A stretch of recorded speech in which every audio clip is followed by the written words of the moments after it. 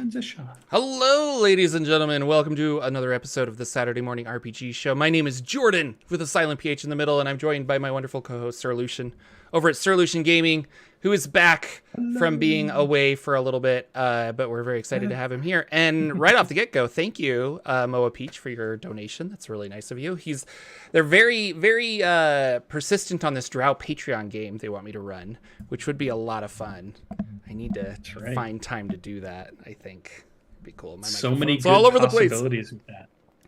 I adjusted a bunch of audio, so let me know if you can hear Lucian okay. Lucian, how are you? I am great. I hope you guys can hear me well. I've been doing a lot of traveling, a lot of outdoor things, but was excited to see Lex was on the show last week, so that was cool.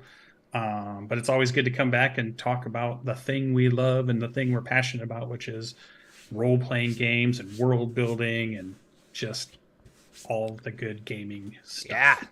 Yeah. So you'll be excited for this, Lucian. I don't know if you saw, but one of the reasons I had Lex on, well, Lex is my friend, and he was like, yeah, I'll be on your show. That's the biggest reason. D&D 5B, which he's just only able to call it 5B because he can't call it D&D 5B, but that is being released the 22nd, so in a couple days, Monday or Tuesday, which I'll be really excited. And it's only $5. You know, it's 5B for $5 on drive-thru. It'll be really cool.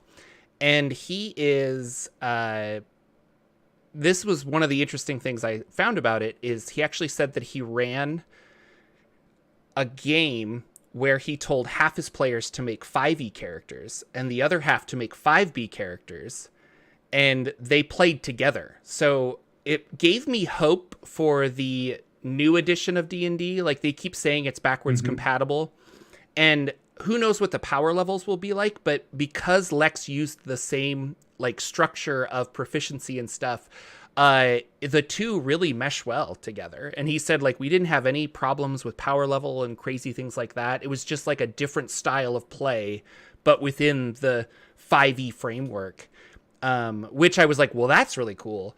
Because it's a little simpler. So if you had a player that wanted to just like jump in for a night, it could be like, here's your quick 5B character.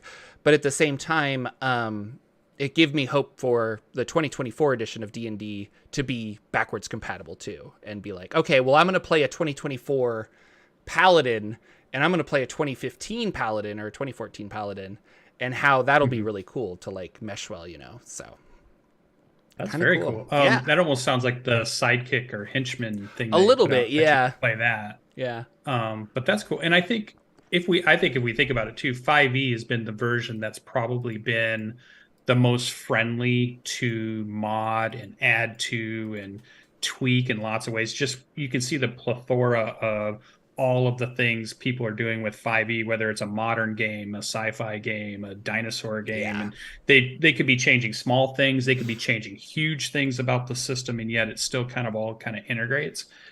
I think this version's been really good about being tinkered with versus some of the other versions I think 3.5 was good about being tinkered with too. It really is just the fact that they did the open game license, because apparently there was a D20 modern system back with third edition, where they took the third edition rules but made it into like tanks and warfare and modern day stuff, and I was like, oh, that's kind of cool. But you're right, like, I mean, changing it into sci-fi stuff, like I think we had my friend Steve was on this show, and he wrote a superhero version of 5e. I don't think he ever like released it to sell, but he definitely like redid a bunch of stuff but used the same mechanics because he wanted to do 5e, or he wanted to use 5e because that's what he's familiar with. But just the popularity of 5e in the last 10 years has really done exponential growth for modders and probably just the internet in general, because you don't have to like photocopy your zine and try to find people to buy it. Now you can just put it on drive-thru and it's there. Or Itch is an amazing place for like indie content. It's really cool. So I'm glad for him. Yeah, I am too. I'm really excited. I think it'll be awesome when it actually comes out. And I know you were curious about it because you really liked the name and stuff, and it's fun. Yeah, it's the greatest name. And I have been playtesting it for like the last year and a half, maybe longer. We play like every other week, so when I can make it. But I've got a thief, and it's been a lot of fun just like doing just a cool system and testing out stuff. I think I like playing for testing because it's like interesting to have the conversations afterwards about like what worked and what didn't. You're kind of like fine tuning stuff. I was like, oh man, playtests are actually really cool. So yeah, very much. Go ahead. That's it. I did the Cloudbreaker Alliance playtest. Oh yeah, about that coming up too. So that was the same experience though, like going through it. But then after the session was over, some of us stayed on and just kind of talked with CJ and just about the things we that were interesting or what popped out to us or those kinds of things. So it's cool to go through a session and then just kind of go back and look at it again.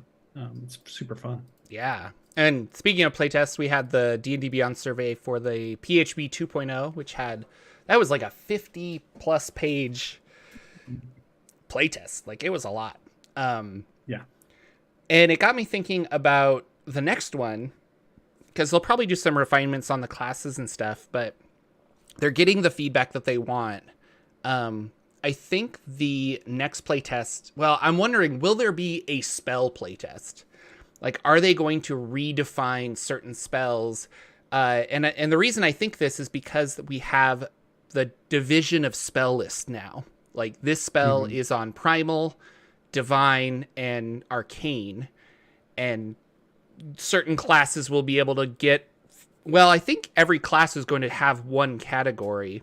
But the only one that comes to mind is, like, the Bard. You might be able to choose, like... Here's your Divine, but you can choose a couple Arcane or a couple this. I'm not really sure.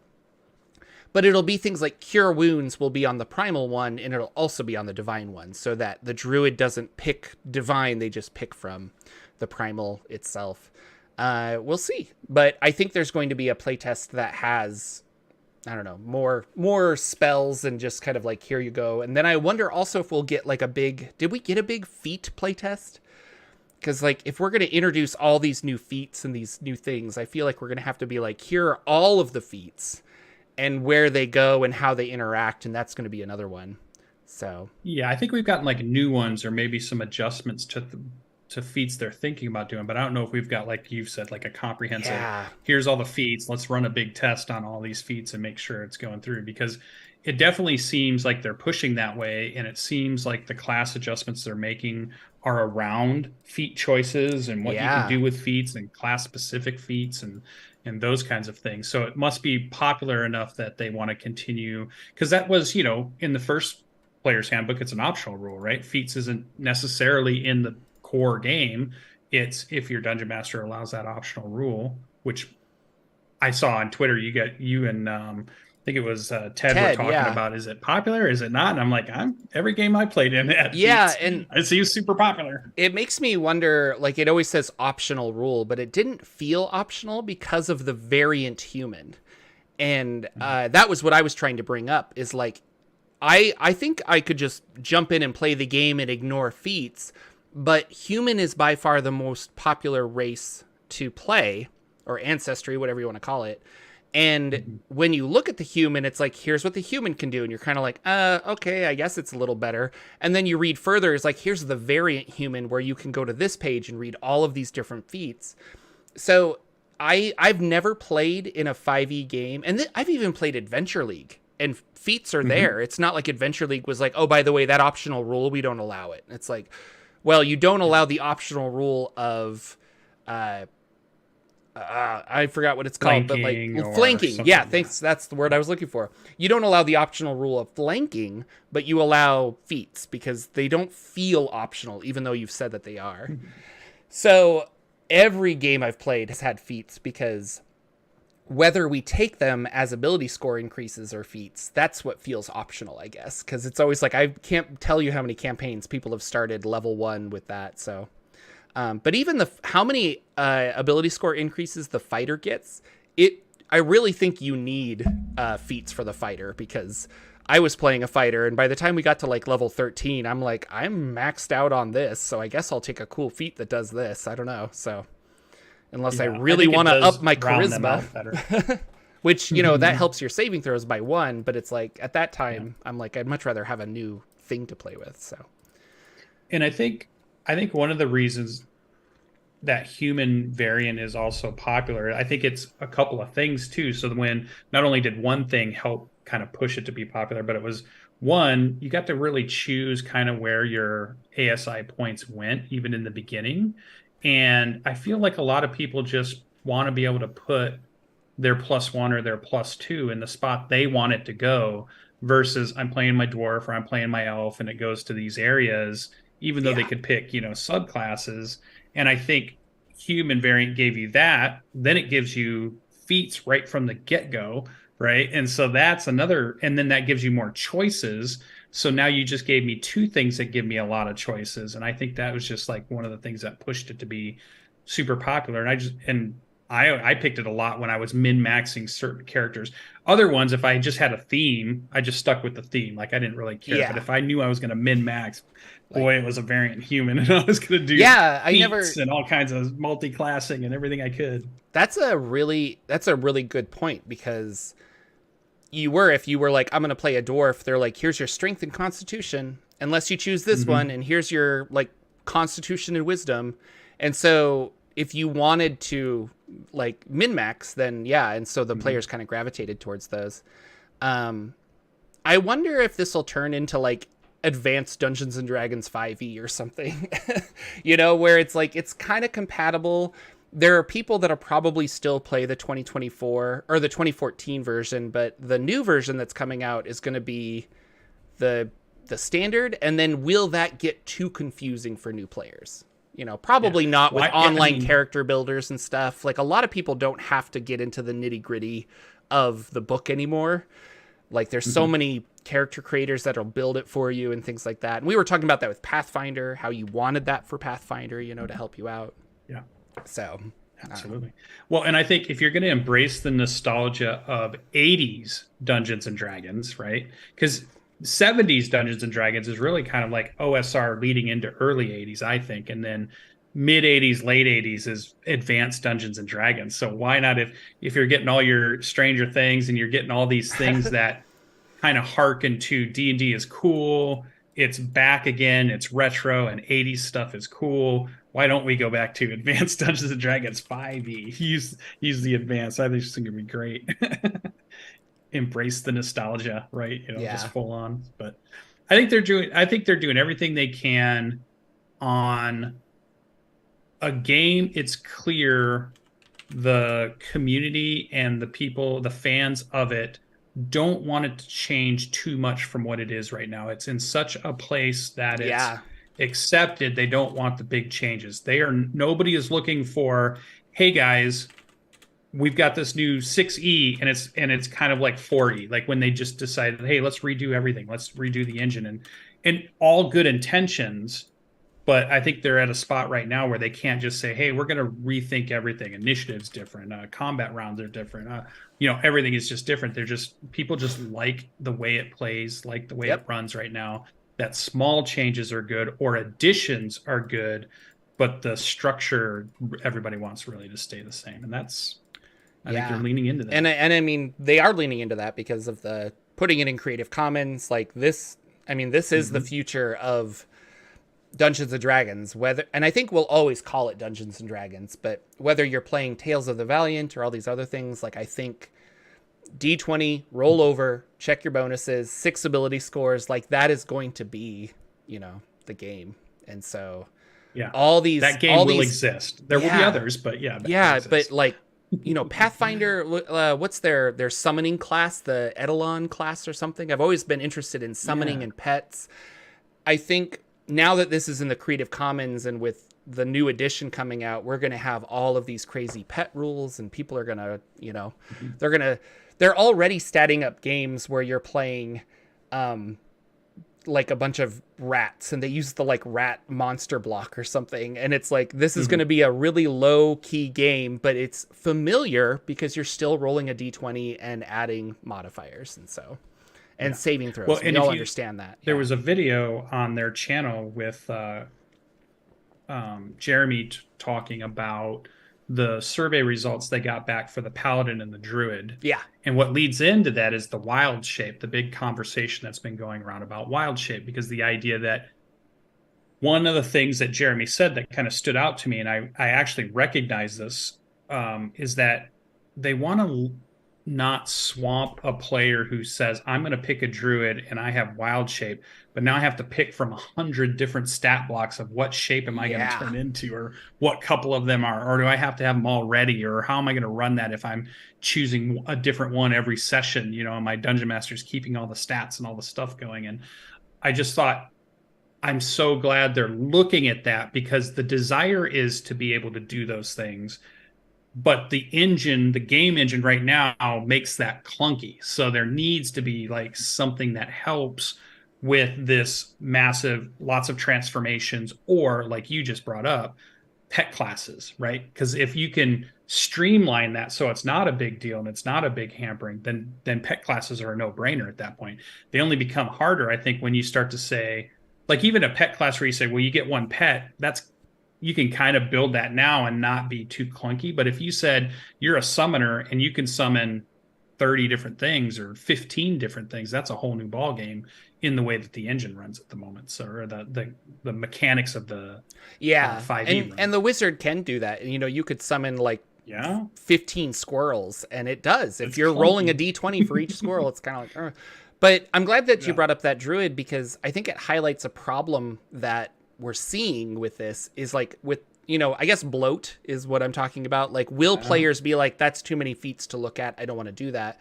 And the same thing with the druid, where the druid's like, oh, what can I wild shape into? And you like slam down a monster manual, anything that's CR 1 or below. And you're like, oh, that's a lot. And I've seen a lot of GMs to limit that, because I wouldn't go to a wizard and be like, here's every spell, you can play it, you can cast every spell, like whatever you want to do, as long as it's spell level 2 and below. No, not even pick a couple. Like, it's not like these spells. Like, what if I just let you have every spell? And I guess I shouldn't say this, but like, I shouldn't use this as an example, because clerics have access to like every spell. But you choose some for the day, is my point. Mm-hmm. With the druid, I really feel like you should have been like, okay, like the GM would hand you, like, here are the 2 that the 2 wild shapes that and then if you encounter a monster in the wild, we can make a check to see if you've learned that ability. That's how I played it. But that's not in the rules as far as I know. But that's a GM kind of fixing the game, because you're like, okay, well, we're gonna play it this way, and it makes more sense that way. The way they're doing wild shape now is like, here's your like default wild shape that doesn't really, it's not an actual animal, so you don't have these cool abilities, and it's kind of like, okay, I like the idea of having I'm going to become a snake, so I get this specific snake ability. Like, I think that's fun. And the generic wild shapes that they had didn't seem fun to me like that, because it just felt like you had like a shifted form or something, as opposed to the actual wild shape.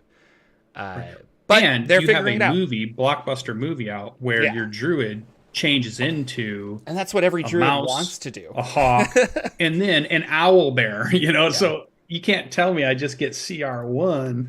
You gotta open it up. I gotta have some options here. But then what are those options, and how do you manage that in the game? So I definitely recognize it's a tough challenge. Like, if we were looking at your D6 modular D6, and we were like, okay, Jordan, I want to be able to have 6 cool things out. I've got like this tank pet, and then I've got a couple of like little damage pets, and I've got this little other pet that's a ranged guy, and this one pet is maybe one's just casting. Speed. So how do I play all that in your game? It's like, oh, okay, hold on.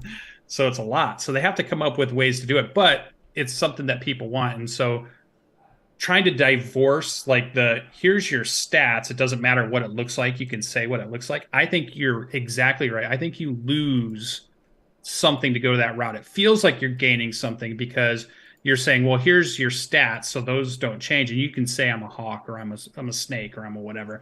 But then I don't really feel that way. I like the idea that if I'm a snake, I get the snake, stat block in front of me, and I play the snake. Because it is like, they could say like, well, I shape change into this generic animal, and you say I'm a bear. It's like, okay, it works well for a bear. But then you shape change into an owlbear, and it's like, well, I want to do like a beak attack. And they're like, well, that's not on your stat block. Even though you said you're an owlbear, it's not on your stat block. And that's what GMs are going to do. They're going to be like, and so if you have the owlbear stat block, you could be like, oh, I can beak them and then swipe twice. And it's like, but that gets into the min-maxing where you're like, what's the best pet and things like that. But we're going to do that anyway. I don't know. I just think you need to limit, like, here are the beginning monsters you can change into. Like, give me 3.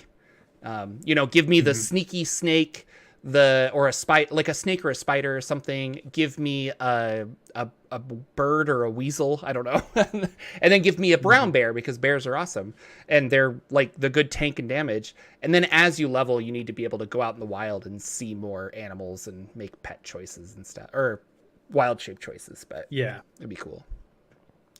Yeah, be interesting to prep it. Displacer beast would be who I'd want to turn into as a druid. That would be my. That would be cool. Is to like, can I? Well, I guess at a certain level you can turn into elementals, which is pretty powerful. So that was another open, because I think that's a cool way to go too.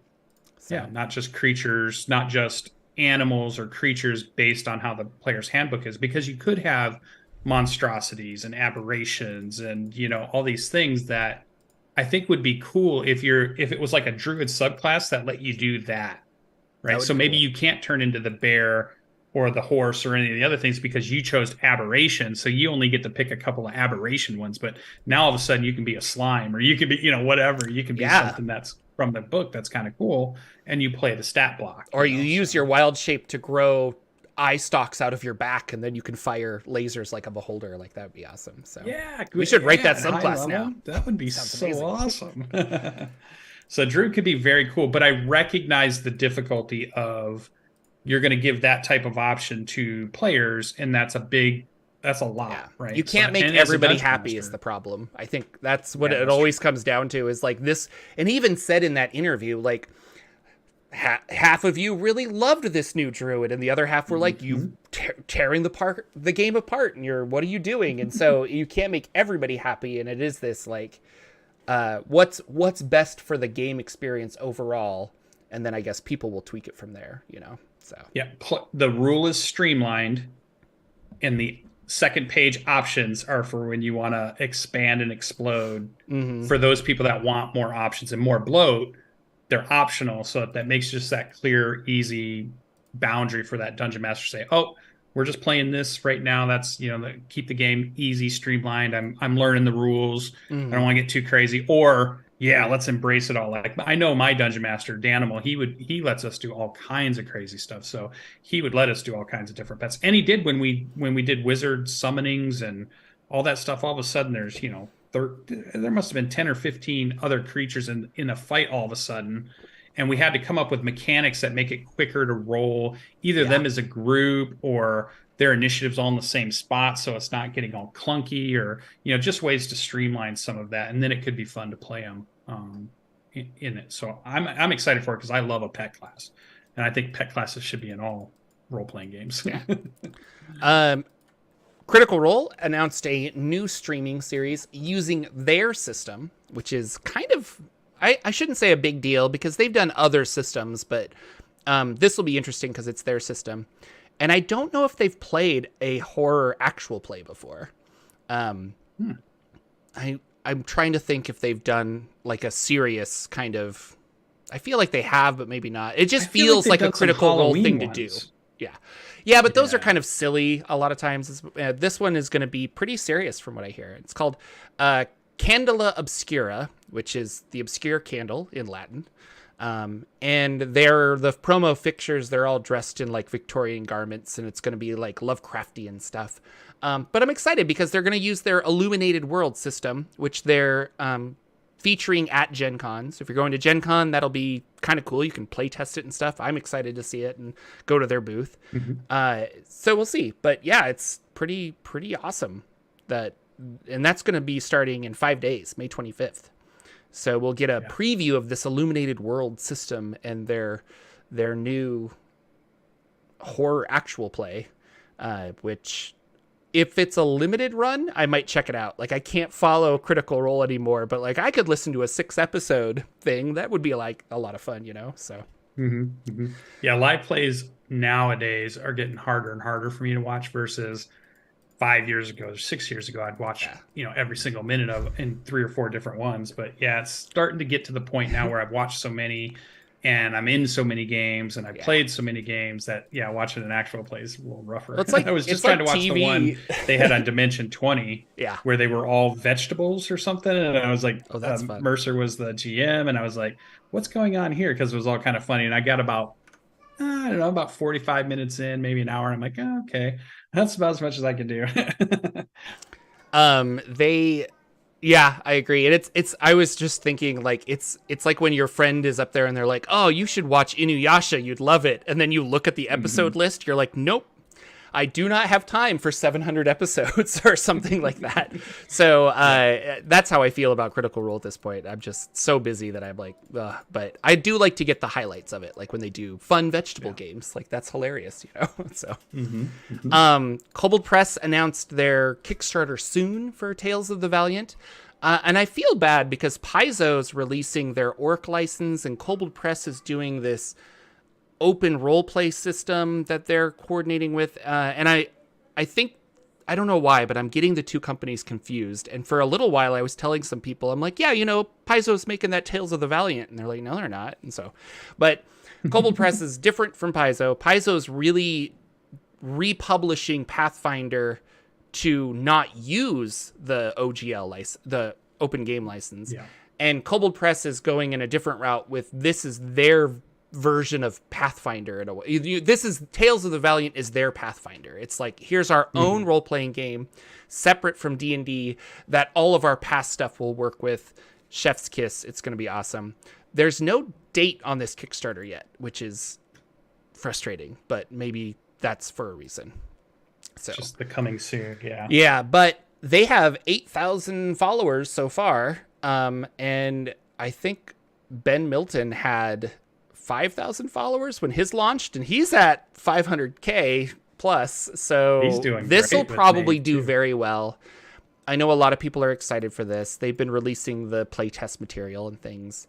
Well, yeah, this should be big, and we'll see how it works out.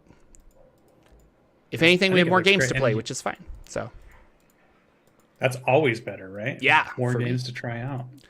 Yeah, and then speaking of Knave, Knave 2nd Edition, Ben Milton over at Questing Beast, he's at $522,000, which is bizarro to me. Bonkers. It's so much money. That's good for him, though. It is great. I'm so happy for him. He's been making a lot of stuff. I've seen articles in a lot more places than I've ever seen, interviews and stuff with Ben Milton. So he's really getting out there in the community even more. And I think it's great just because, we kind of knew him always as he's doing YouTube stuff. Well, he's the OSR guy. Like, but he's also like a teacher, and he's building these other cool games on his spare time. And he loves to play and teach these games to his students.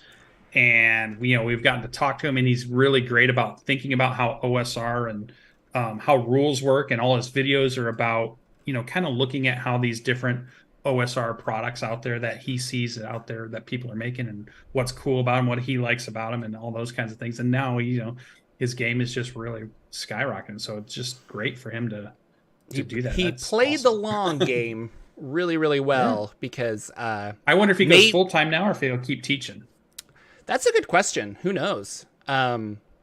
Because he could definitely start a publishing company kind of with this and start publishing OSR stuff. So I don't know, but there's also those people that really love their day job. Maybe he really loves teaching, and summer will be, the time that he writes a new book. And then when the summer's done, he does that. So I don't know. Because he's approaching MCDM territory with 520K. Yeah, for a 12 days to go. Building a book, and that's how they launched their their website, all the other products they're doing now, going full studio. I mean, he's getting to that territory. Good for him. And I think for me, $35, $40 for an RPG book, that is the sweet spot money wise for Jordan. Like, I think it was Flea Mortals from MCDM that was 70, and I'm like, oh, that's a lot. I still want to, but that's a lot. But I was telling Ben this because I'm like, personally, that $35 is like, if I can get a nice hardback for $40, like I'm excited. And he's like, okay, yeah. So I thought that was interesting, but yeah, it's great. Like I'm really excited for him. This is like pretty awesome. Oh, I was saying he was playing the long game because he released Knave first edition for free. You know, I think he said he made it in Microsoft Word. It has no art. He just made it. Creative Commons go. But so many people have taken that and hacked that game and made it different and changed it up. And so his name was out there. And, you know, you have that with the name recognition of the YouTube channel and all this other stuff. And boom, he did really well. So I'm really excited for him. Wasn't Knave his second game? Wasn't there a game before that? No, Knave was the first one, I think, and then Maze Rats is his second game. Maze Rats. That is slightly based off of Knave. Like I think he was using similar things when he built it, but Maze Rats is not Creative Commons, but I think you could use the system for things. Maybe it is. I'm not sure, but yeah, he made Knave first, as far as I remember. So. Which was just, here's a game on a single sheet of paper. Like, here's how you do it. You know, no classes. You're the class. If you pick up a wand, you're a wizard. Everything was equipment based. And then if you put down the wand and pick up a sword, you're a fighter. And I was like, that's a cool idea because if your inventory describes the abilities that you can do. So it's kind of neat. Yeah. Speaking of all of this, yeah. So I had an idea where I was thinking about system reference documents and how going forward in the tabletop world, a lot of the OSR people have started making system reference documents so you can build something with the rules of their game. I was listening to a podcast and it's called Between Two Cairns. It's really cool. Really good podcast. It's the guy who wrote Cairn, and Cairn is an RPG that is based off of Knave. So a lot of weird connections there, but he made a website that was like, here are the rules. Here's like a reference document. And I like system reference documents because it's the idea that we were just talking about 5e and how 5e is kind of all known within the spaces. And so if you're like, I want to make a weird Western sci-fi game where you're on robot horses on the moon fighting aliens with pistols, I'm going to use this system reference document to kind of build my game in that world, or build my world using that game. But then I could also go over here and take the 5e system reference document and I could build a version for that. Or I could pull the Pathfinder one or whatever OSR system. Or I can make my setting neutral. You know, lots of people do that. But should that be the new standard for games going forward? Like if you make a game, should it be like, now you can do this? Or going even further, if I make my cool space, Western moon, robot horse campaign setting, should it have a system reference document so people can write adventures for that world? You know? I don't know. Like, I was trying to think about it. Like, this is one of the reasons that the OSR has exploded, I think, is because everybody can kind of pick and choose what they want and things like that. But you're also giving up a lot of your, quote, intellectual property when you do that. But I don't know. I wanted to know your thoughts because there's so many SRDs out now. Like, I found a website that's like, here's a list of all of the SRDs that we found.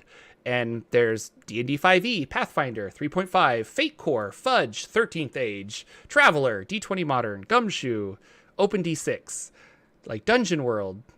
A lot of these I don't even know. Bulletproof Blues. Don't know what that is. So. Yeah. It's such a relevant topic too, because it spans not just tabletop role-playing games, but it's that idea that I create this, I put it out there so somebody else can use parts or bits of it to make their creation. And then it comes back to, they can also make a living using that thing that I created and put out there, or, you know, what the company I work for created or whatever. Yeah. And at what point is there a line that has to be drawn or should be drawn, or does it have to be drawn to say, wait a minute, you've used too much of what I have done. Yeah. We see it in music, right? Like if your song is too similar to somebody else's song, somebody might sue somebody. If you write a book and it's the exact same plot line of another book, you know, Although I guess that happens all the time. So yeah, It I guess does, there's no real like but yeah, you're yeah. the SRD. I see where you're going with this because the SRD specifically Yeah. says you can use this text that I wrote that describes this game mechanic Hmm. in your game. Absolutely free, Yeah. kind of a thing. Well, I shouldn't Verbatim. say all SRDs do. The SRD was tied to the OGL, but now it's become its own separate thing, and it's just this idea of like, here's what I'm allowing you to utilize, you know, and an SRD Hmm. might have a Creative Commons thing on it or something like that, but it gives Yeah. us a language to use. Like, you know 5e language, I know 5e language, so when I explain, I don't have to rename what a saving throw is. I can tell you, Hmm. like, we all know what saving throw is. We can, you know, nobody has saving throw copyrighted anymore. And I think it helps, but yeah, it's interesting. I don't know. Yeah, I so and to finish that thought is I think I fall in right now because I've been thinking about it a lot. I fall into, and I think you're this way too. I think the mechanics should be open and anybody can use the mechanics, the dice rolling, the rules of the structure, but then the campaign setting or the thing that is about characters and people and stories is an IP that can be protected and you shouldn't just be able to grab it and copy it and put it out there Mhm. as if you had created it or whatever. But I think so I think I'm like half and half. Is like I think the mechanics and structure should be things that we can share and use Yeah. and are in SRDs and OGLs and Well, things. and and I like the idea of, so let's say I play in the Forgotten Realms and I buy some OSR dungeon. Well, that's really easy for me to take that and put it into my game. Like, I'm like, okay, yeah, Mhm. you found a random cave. You walk into it. Now I can use this supplement. We can go through that. And I think that's where I was thinking about those games that are kind of tied to setting. Like maybe we'll use Numenera is probably a bad one, but like Invisible Sun. So Invisible Mhm. Sun, the system, the core system of that game is different than Cypher, and it's very much tied to the setting. Yeah. Invisible Sun is not getting adventures written for it, like because they don't have a system reference document. Not a lot of people play it, kind of a thing. It's really this own isolated thing. But he created this whole world that they want to hold on to that IP. But I'm also curious about. I want to see all of the fans of Invisible Sun be able to make an Invisible Sun adventure for me. You know, so. Mhm.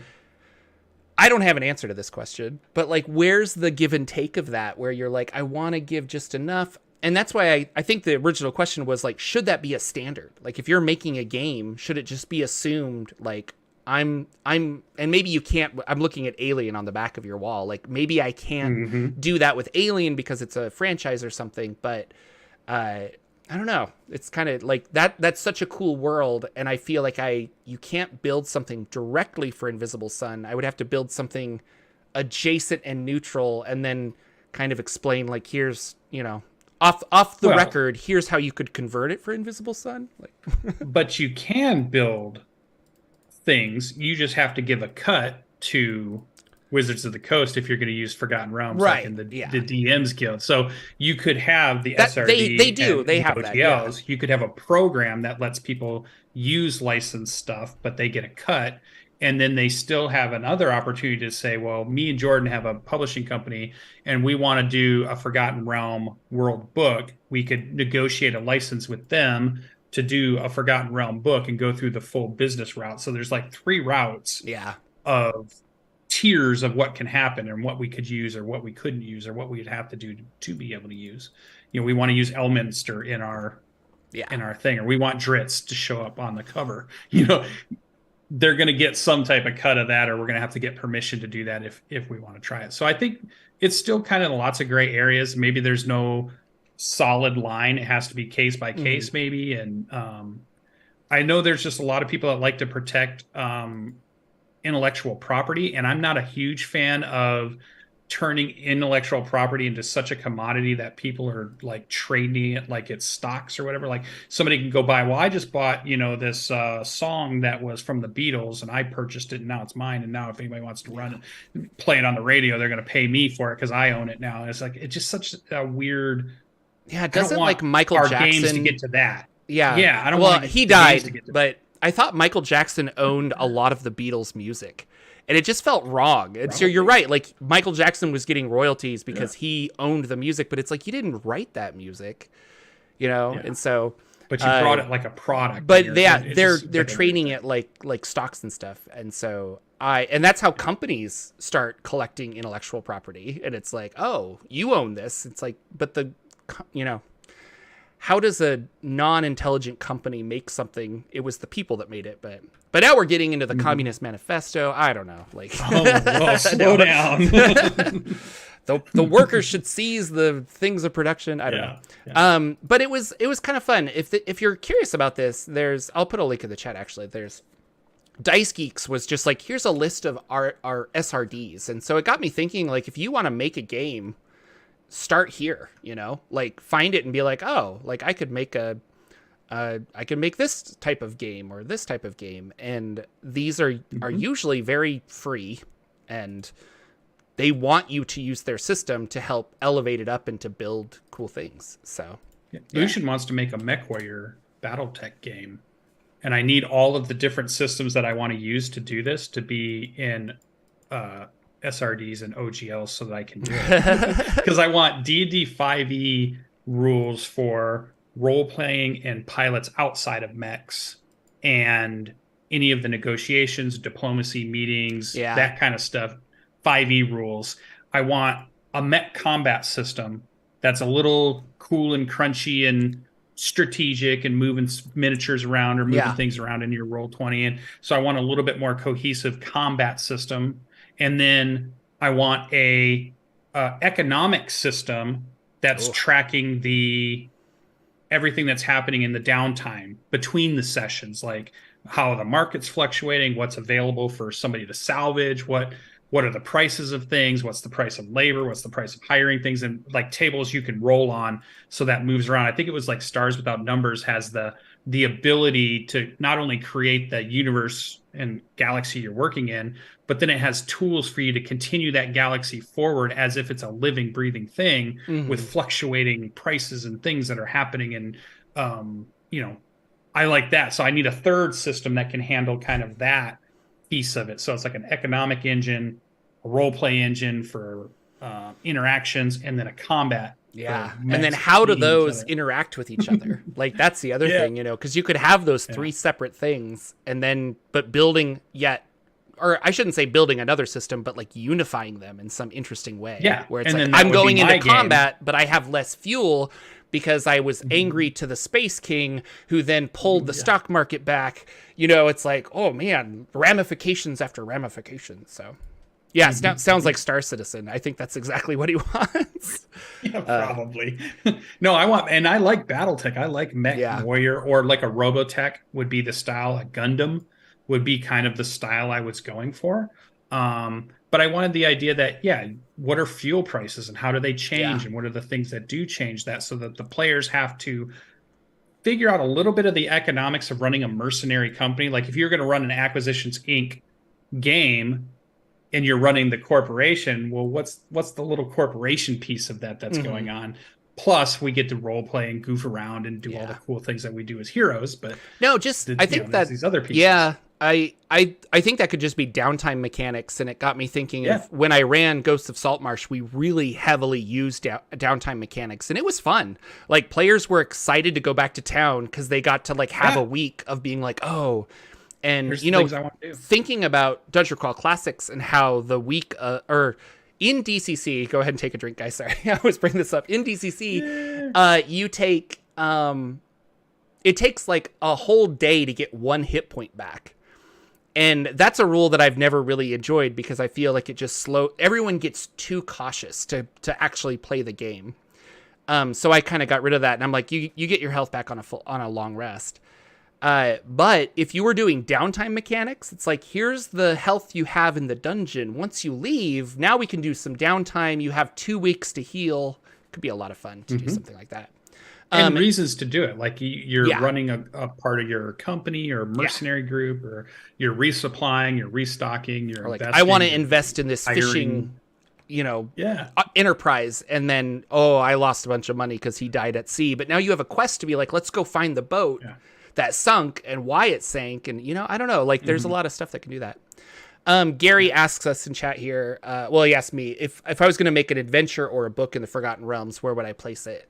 And that's a good question. Probably in Zakara, because I really like the Zakara second edition Al-Qadim stuff. And it's so expansive that you could really do whatever you wanted. It's kind of like when R.A. Salvatore started with the Drow. Like, the Underdark was there, but like he really was allowed to just like, we're going to make it this whole other world.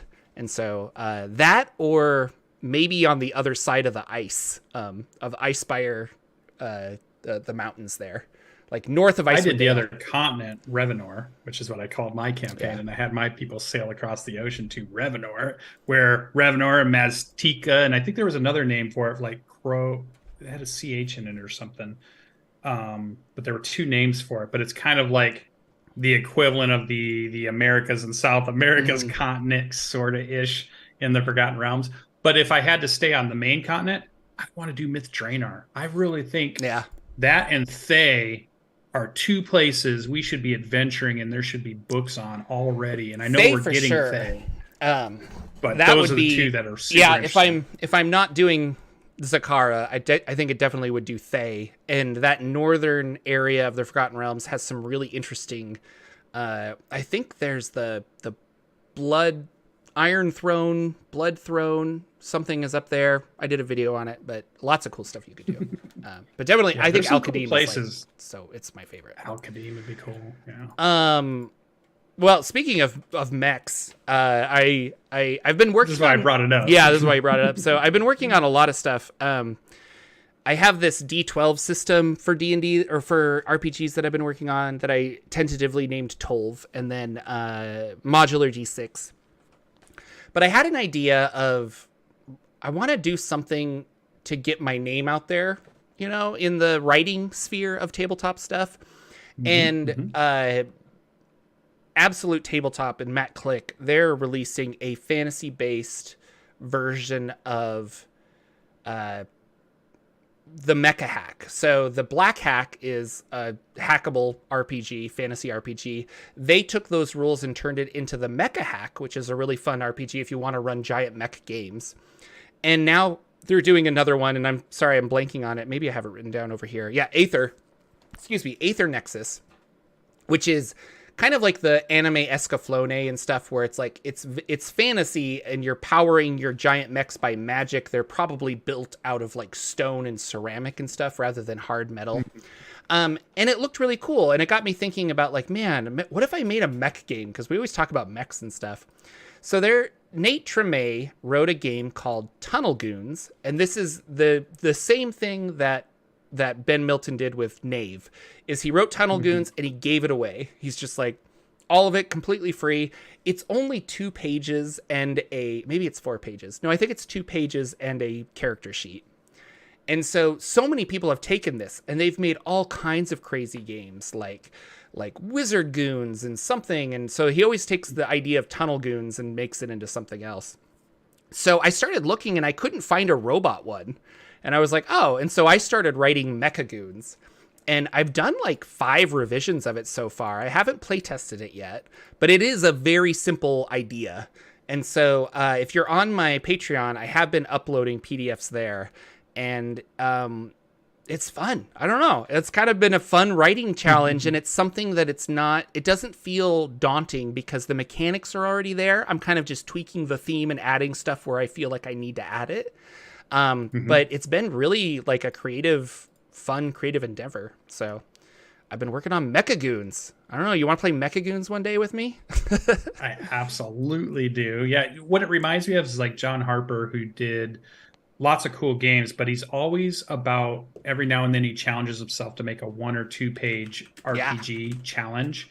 And I think really cool things come out of those styles of, I'm going to challenge myself to build a 1 or 2 page RPG that people could play a fun game for 2 or 3 hours with, and just make it so streamlined and make it so succinct that it just does the thing it needs to do, and people can have fun with it. And I just think that's a cool challenge, and I think that's a great way to get your name out there and on something like that. That's perfect, because and Mechagoon sounds awesome. Yeah. This sounds really fun. It's a pretty Tunnel Goons itself is a really interesting system where you have 3 stats, and it's really like strength, agility, and I guess like, well, what is it? Is it strength? I don't know. Maybe it's like magic or something. But it's like, depending on what you want to do, you roll 2d6 and you add your bonus. And then the DC is the hit points of the enemy. So like, you're like, okay, a hard is going to be DC 10. And so you roll and you're like, oh, I got an 8. Well, you actually take 2 damage. So the monsters never attack. It's just kind of like based on how you roll is how much damage you take. And if the DC was 8 and you rolled a 12, well, then the monster would take 4 damage. And so it kind of goes back and forth like that. And then from there, I was like, well, that's the base. That's your rollover D20 base mechanic, you know, like in D&D. And so from there, I took that and extrapolated on like a kind of a overdrive system and a bunch of other stuff. Still trying to keep it simple because the whole game is supposed to be simple, but it's been a lot of fun. So I'm going to try. I did start an itch page. So if you go to itch.io/Jordan with PH in the middle, you might find it. You can follow me there, and I'm going to upload stuff once I finalize it and kind of get my ideas around it. I've been using AI art just so I can like lay out stuff, and I know Itch doesn't like AI art, so I might have to like pull that back just because I don't want I don't want a lot. Like, I don't know where you stand on the AI art thing. I think it's going to be here to stay is the unfortunate thing. We'll see what government does to interject it. But for me as a tool, it's really cool to like have layout and kind of put ideas of like, oh, this is how I want it to look. And so it's been fun to like play around with that. So, but yeah, I don't know, Mechagoons, and it's kind of like, I'm surprised nobody else has made it. It's kind of interesting because there's so many like you can search Tunnel Goons, and I think you can go to Nate Tremay's website and search Tunnel Goons, and he's got all kinds of like, here's people who have made games with my system, and it's pretty awesome. So that's cool. Yeah. The Cloudbreaker Alliance that CJ's created, it's a 2d6 system too, and it's he's doing a lot of innovative stuff with combat and how magic works and stuff. So it's another one that he put it out on his YouTube. It's being released basically on his YouTube channel. He's got all the links to where you can download the playtest material and everything that he's releasing and doing stuff with. So if you're also interested in another really fun, and it's kind of fantasy anime, but it does have, it's not just I think of it a little bit like a Final Fantasy in a way, because you have like early period fantasy, but then you also can run into high-tech stuff too, like Final Fantasy. Sometimes you know, they have like Final Fantasy, steam engines show up and trains and stuff in Final Fantasy. So he's kind of built a world like that in this Cloudbreaker Alliance. Lots of cool and fun different things you can choose to be, some interesting named classes and how they advance and the things that you can do with them. It was pretty fun to play it and just really talk to him about it. And he ran the game for us. There was about 5 of us playing. We went through just a very simple scenario of go investigate something. So we got some investigation in. We found out something was going on. Then when we went further in, we had 2 objectives. One was to get some data out of a information container. It was kind of like a computer thing, but it was like we had to get something out of that. And then there were creatures down there that would attack us on sight. So then we had some fighting going on. So we really got a good sneak around in the session. We got some combat in the session. We got some talking and negotiation in the session, some investigation. So all the things you'd want in a playtest, right? All these things to try out these cool little mechanics. So it was pretty fun to go through it. And it was a pretty fun game to play through. So if you're looking for something also, and it's so cool because just like you're putting stuff out there, CJ's putting stuff out there, all these new Cobalt Press is putting their new stuff out there. You know, Paizo's doing their 2nd edition. Everybody's putting new content out. So there's no shortage of somebody finding some new game to play. Every time I go into my game store, I'm seeing new books on the shelves for all kinds of franchises. Like I picked up the Transformers, the GI Joe game, the Power Rangers game. I saw one for Dark Souls has a game. It was like all these different things have role playing games now that if you want to play, ttrpgs based on that kind of stuff. So it was cool. Yeah, so much fun.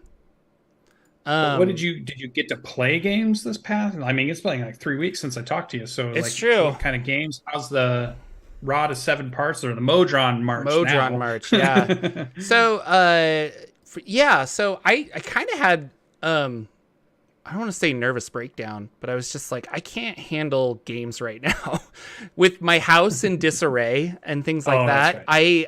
I was like, I need to really focus on just, I don't know. It was starting to feel like a chore to try and get everything juggled together. So I talked to my Great Modron March people and I said, guys, I just need a break. We'll meet back in mid-June, maybe later, but I need a break from that. And then my Dungeon Crawl Classics games as well, I said, guys, I need a break just because I'm stressed out by my house being in a million pieces. So I haven't been playing games, which has given me time to do things like Mechagoons and to write a little bit, and we were talking about a book that I'm reading before the stream started and how I've been like reading books and just doing things for me. And it doesn't mean I don't want to get back to that, but I think I find that not streaming a game is a lot more fun for me. The minute that there's this performative aspect and an expectation to do stuff, I get a little like, oh, this isn't fun, this isn't entertainment, kind of a thing. Yeah. And I've been reading all of the Dungeon Crawl Classics Dying Earth stuff, and I have those adventures and I want to run those. And we've been talking about running them and recording them so people can play them or so people can watch them and find out how to play. And that would be really fun. But I'm like, you guys only see this little bit behind me, but like my whole basement is just a mess and covered in drywall dust. And it's frustrating to sit here and look at it. So I'm taking a little break from games at the moment. I will say healthy. Yeah, I got invited. My local game store started doing somebody organized it, but it started as New Player Fridays, and it's every other Friday. You can go to the game store, and if you show up at 6, they'll help you make a character, and then from 7 to 10, you play an RPG. And when I was talking to them, they said it started as like a way to get people to play D&D, but we found a lot of people are like, hey, I'm actually interested in this other system. Can I run this? And so it's kind of a low key where if you're a game master that wants to try a new system, that it's a good place for that. Or if you're writing something and you want to try out the adventure, or if you want to do this. And usually the people that show up are just like, I'll play anything. Like, I just want to hang out, And I was like, that's going to be a great place for me to try like Mechagoons or something like that. So I'm going to go this Friday to that and meet people and say hi. And then I'm going to start testing games there, I think. Be kind of a fun thing to do, So, but yeah, I haven't played anything. I have just been like frustrated with my remodel and getting all of the things working. So we have tile laid though. So hopefully I'll have appliances next week. That's exciting. And it's really I think you get that stress of scheduling a long running campaign. That's the burnout of a DM. That's the thing we've talked about for all of the years we've been doing the show, the burnout. And it happens if you're streaming the game, it happens if you're not, but you put so much energy as a dungeon master into scheduling people, encouraging people to go show. And then you're trying to get everybody there. It does start to become, a little bit more than just that fun thing you can do spontaneously or just every now and then, or when you need a break. Yeah. But you don't take the break, you keep going. And then it kind of spirals out of control. And that's what I didn't want it to become like I'm angry or indignant at my friends because I'm doing this game. And when you say that, you're like, guys, I need a break. Totally. They were all understanding. My local friends here, like, that's fine. Like, do you want to come over and just play a board game? I'm like, yes, I would love that. Something that I don't have to like prep and figure out and do all this other stuff, which normally I like doing. but I prep here in my basement, and it's infuriating that I can't find certain books because they're in boxes, and so it's just not for me. And if you're streaming something, you get that schedule. You feel like you have to keep that schedule. And you're putting an entertainment value into it, because in the back of your head, you're thinking, well, I do want it to be something that somebody might want to watch. Like, I'm not trying to be crazy and get millions of viewers, but it'd be nice if maybe there was a few people that enjoyed watching what we're doing. So you kind of add that piece to it, and you're performing for somebody, but you're also trying to play a game for fun. That adds just a second thing to it. So sometimes you need a break from that. Sometimes you can't do that day in, day out, week after week after week. So I totally understand it. Mine has been the job where I manage projects for software. I manage 100 of them. I manage people's schedules and who needs to show up where and that. And I realized running these games is exactly my job, right? It's what a project manager is. And I was like, I'm so busy right now with just that. I don't want to manage that at the moment. But I'm finally getting back from my break to really wanting to run a campaign. I think you're at the point where you need your break, and I feel like I'm at the point where my break is about to be done, and I'm going to start reaching out and trying to organize, because somebody has to be the catalyst and somebody has to put the energy in for the others to put their energy and combine, and then it's great, but they don't initiate, right? There has to be that one person that puts more energy in than just about anybody else that catalysts all the other stuff to happen. And sometimes usually that's me. But it's like, I just can't. We're that. Yeah. So breaks are good. Doesn't mean that you don't love the game or the hobby or anything. It's just, sometimes I just want to sit on my back porch and read a book, and lots of good stories. And I've been reading some gaming books too. Like I got this Forbidden Lands expansion, which this was a Kickstarter, and it came with a monster book that I haven't opened yet, but I've been reading through this because it's got like new classes and stuff, and then your mind's going like, oh, I want to start a Forbidden Lands thing. And we were talking about starting a Star Trek Adventures game when we finish our DCC Peril of the Purple Planet, but I also have DCC Dying Earth that I'd be willing to run, and so it's just crazy. But yeah, I don't know, what have you been doing? What's new in Lucianville? Yeah, it's really been, with summer coming along and having such a long winter and being inside quite a bit and not really going anywhere, I've been wanting to get out. So we've been doing camping and traveling more, but that means I'm not making the schedules of, the other stuff that I would have normally done. So I've missed a few shows here. I've missed, we've missed our game on Thursday night a couple of times due to just regular world stuff, just like somebody's sick or somebody, I think one night was somebody's kid got hurt, not seriously, but it was like, okay, well you got to take care of that first. Go take care of that, just, that's normal. And then, somebody, we're older, some people, somebody passed away. So it's like, well, we don't want to play a game on that day, so it's just like trying to find the schedules to click. And for 2 years, those schedules clicked really well, and everybody's making it most of the time. And right now, we got to that point where it's not clicking. So we'll have to see where it goes. But I still think about my character, and I still think about what's our next campaign. I still get excited thinking about new campaigns and new stories to run or new characters to build. So I'm still like totally invested. And I'm computer games here and there, games on my phone. I know you're playing on your Steam Deck, and I see stuff there, and that gives you inspirations to do stuff too. So. Mostly it's just that, playing some computer games, catching up on some of the new stuff that's been releasing. I'm reading not only Avatar, which I got from my Kickstarter, but I also got an Alpha Clash Kickstarter, which is a CCG trading card game for superheroes, which I think is pretty cool. And I'm hoping my local store is going to have some Alpha Clash tournaments and stuff. So I can take my decks over there and play that. I just like the idea of, the one thing I do like about a trading card game is that it's something you could go do for 30 minutes, 40 minutes, 50 minutes, maybe play a couple of games, and then you're done, versus I'm going to be in the campaign. That's a 3-hour, 4-hour, 7-hour, depending on how you run your games, tabletop game. I feel like I like these little ones at the moment, but I still want to do the board game camping weekend that I've been trying to organize people for. And there's a couple of campaigns that I want to run.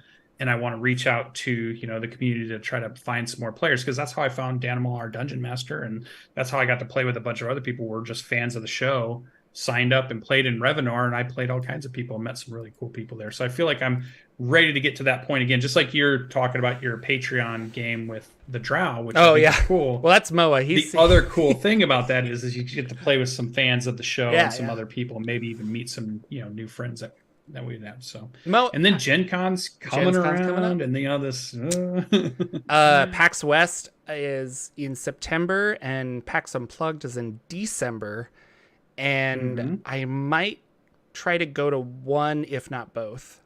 Could be a lot of fun. I should just ask you, Moa. You bring up the Drow Patreon game all the time. How many episodes should that be? If I did, would it be like a 6-episode thing? Because maybe I could write a 6-episode like we're gonna have 6 sessions of Drow RPG. Because in my mind, I think that's another thing that it feels daunting to start. Because I'm like, oh, that's gonna be like a year of I don't know if I could do that. Yeah, 100. That's too many. Dungeons of the Mad Mage. Like I can't do that. Yeah, I want to play every day, Jordan. Can we? Yeah, you're like. But I could when I was a teenager.